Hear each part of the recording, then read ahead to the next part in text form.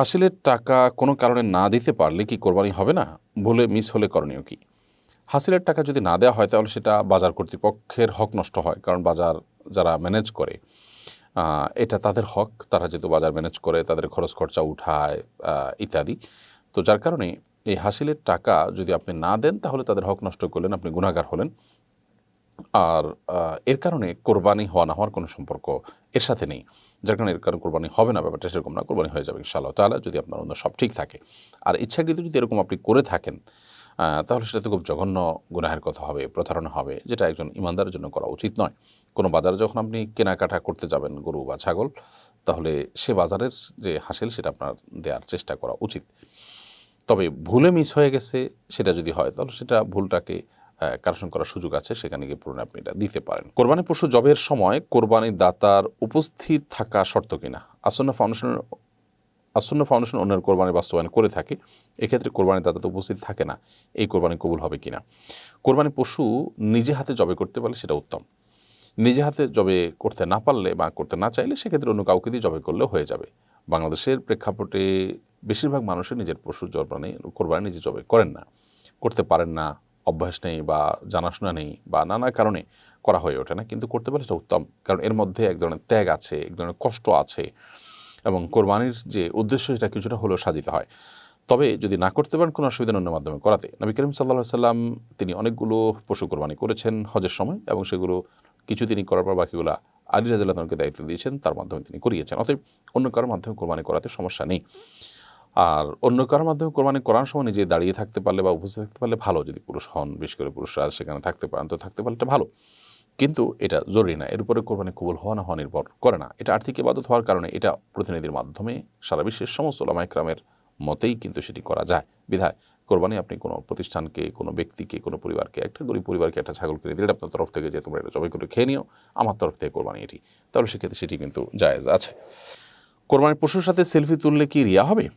কোরবানির পশুর সাথে যদি সেলফি তুলে জাহির করা উদ্দেশ্য হয় যে ফেসবুকে মানুষ দেখবে আমরা কত বড় কোরবানি করেছি, সবাই বলবে মাশাআল্লাহ আমরা বড় গরু দিচ্ছি বা একাকি দিচ্ছি ইত্যাদি ইত্যাদি, বা কোরবানি দিচ্ছি অ্যাটলিস্ট, এগুলো জানান দেওয়া যদি উদ্দেশ্য হয় তাহলে সেক্ষেত্রে এটা অবশ্যই গুনাহের কাজ হবে, রিয়া হবে। আর যদি সেটা না হয়, অনেক তরুণরা এটাকে ইসলামী সংস্কৃতির অংশ মনে করেন, অথবা জাস্ট এটা মানে অন্যকে উৎসাহ করবার উদ্দেশ্যে করেছেন, এটা যদি হয় তাহলে সেক্ষেত্রে এটা গুনাহ বা অপরাধ হবে, সেই পর্যায়ের কোনো বিষয় হবে না। অর্থাৎ এটা নির্ভর করে একটা নিয়তের উপরে। তবে এটার মাত্রাতিরিক্ত সেলফি তোলা পশুর সাথে এবং সেটা জাহির করে বেড়ানো, এটা এখলাসকে নষ্ট করার পথকে সুগম করে দেয়, এতে কোনো সন্দেহ নেই। এবং সেলফি তোলা এটা তো আজকাল নানা কারণে রোগে পরিণত হয়েছে। এখন পশুর সাথে সেলফি কেন, মৃত মানুষের সাথে সেলফি তোলার প্রবণতা অনেক বেশি দেখা যাচ্ছে। বিধায় মোটের পরে বিষয়টি নিয়তের উপর নির্ভর হলেও এটাকে অ্যাভয়েড করাটাই আমরা নানা দিক থেকে ভালো মনে করছি। অনেক ভাইরা মনে করেন যে এর মাধ্যমে ইসলামী সংস্কৃতির বিকাশ ঘটে, আপনার কোরবানির প্রচার প্রসার হয়, সেটাকে অস্বীকার করা যাবে না। কিন্তু নিজের নিয়তের মধ্যে ভেজাল করে কিংবা দৃষ্টিকটু পর্যায়ে যদি হয় এগুলো, তাহলে সেগুলোকে অ্যাভয়েড করা অবশ্যই উচিত হবে। এরপর প্রশ্ন হলো, দরিদ্র অমুসলিমদের কোরবানি গোশত দেওয়ার বিধান কি? দিলে কোরবানি কবুল হবে কিনা? কোনো অসুবিধা নেই, অমুসলিমদের কোরবানি গোশত দিলে কোরবানির কোনো ক্ষতি হবে না এবং এটা দেওয়া কোনো নিষিদ্ধ নয়। সাধারণ দান যেরকম গরিব অমুসলিমকে দেওয়া যায়, ঠিক একইভাবে কোরবানি গোশত দেওয়া যায়। হ্যাঁ, জাকাতের অর্থ যেটি সেটির কথা ভিন্ন। আমি একজন নারী শিক্ষিকা, পর্দা রক্ষা করে চলি, কিন্তু সহশিক্ষার কারণে চোখের হেফাজত করতে পারছি না। আবার আমার স্বামী অসুস্থ এবং ঋণগ্রস্ত, চাকরি ছাড়লে অর্থনৈতিক সংকটে পড়ব, এখন আমার করণীয় কি? নিজেকে সর্বোচ্চ সেফ এবং নিরাপদ রেখে আপনি যদি কাজ করতে পারেন তো সেটা করতে পারেন। আদারওয়াইজ আপনি নিজে শুধু মেয়ে শিক্ষার্থীদেরকে পড়ালেন বা ছোটো ছোটো বাচ্চাদেরকে পড়ালেন, টিউশন করলেন, এরকম বিকল্প অনেক পথ থাকতে পারে। তাহলে সেক্ষেত্রে সেই পথে আপনার চলে যাওয়া উচিত, যদি আপনি গুনাহ থেকে বাঁচতে না পারেন আপনার কর্মস্থলে। আমি মা হতে চাচ্ছি, কিন্তু বারবার আমার গর্ভপাত হয়ে যাচ্ছে, ডাক্তার বলেছেন আমার সন্তানের হার্টবিট আসে না, এক্ষেত্রে আমি কী করতে পারি? মা হওয়ার বিশেষ কোনো আমল আছে কিনা? আপনি ওই যে ইব্রাহিম আলাইহিসসালাম এবং জাকির আলাইহিসসালামের যে দোয়াগুলো আছে কোরআনে বর্ণিত, সেগুলো বেশি বেশি পড়বেন। রব্বি হাবলি মিনাস সালিহিন, রব্বি লা তাদারনি ফারদা ওয়া আনতা খায়রুল ওয়ারিসিন, এভাবে যে সমস্ত দোয়াগুলো আছে এগুলো বেশি বেশি করে আল্লাহর কাছে পাঠ করবেন, দান সাদাকা করবেন এবং চেষ্টা চালাবেন। আর আল্লাহর ফয়সালাকে মেনে নেওয়ার মতো মানসিকতা সবসময় আপনার আমার থাকতে হবে। এরপর প্রশ্ন হলো, সালামের শেষে অনেকে ওয়াজান্নাতুহু ওয়া মাগফিরাতুহু বলে থাকেন, এটা কি বিদআত হবে? সালামের সর্বোচ্চ ফরম্যাট হলো আসসালামু আলাইকুম রহমতুল্লাহ ওবরাকাতু, এটি সুন্নাহ দ্বারা প্রমাণিত।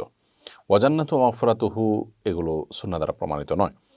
তবে কোরআনে আল্লাহ তাআলা বলেছেন, ওয়াইদা হুয়িতুম বিতাহিয়্যাতিন ফাহাইয়্যু বিআহসানা মিনহা আও রুদ্দুহা, তোমাদেরকে কোনো কথা দিয়ে, কোনো ভাষা দিয়ে, সম্বোধন দিয়ে অভিবাদন জানানো হলে তোমরা তার চাইতে উত্তম ভাষা দিয়ে সেটাকে রিপ্লাই করো।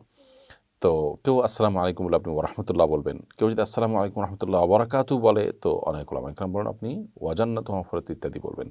মূলত ওয়াজান্নাতু মাগফিরাত বলার জন্য ইসলাম বলেনি, কমপক্ষে আপনি যেটুকু শুনেছেন সালামদাতার কাছ থেকে সেটুকু দিয়ে তাকে রিপ্লাই দিলেও চলবে। অর্থাৎ তিনি ওবরাকাতু বলেছে, আপনি ওবরাকাতু পর্যন্ত বলবেন। তারপর যদি কেউ মাগফিরাত জান্নাতু বলেন, সেটা বেদাত হবে না। ওই আয়াতের যে ব্যাখ্যা আছে, তার যে ইস্তিহাদ আছে, তার উপর ভিত্তি করে যে আপনার যে ভাষায় সালাম দেওয়া হয় তার চেয়ে বাড়িয়ে বলো, তার চেয়ে ভালো কিছু বলো, তো সেই জায়গা থেকে কেউ যদি এটা বলেন সেটা জায়েজ হবে, এটা বেদাত হবে না। তবে সুন্নাহ হলো ওয়ারাকাতুহু পর্যন্ত বলা।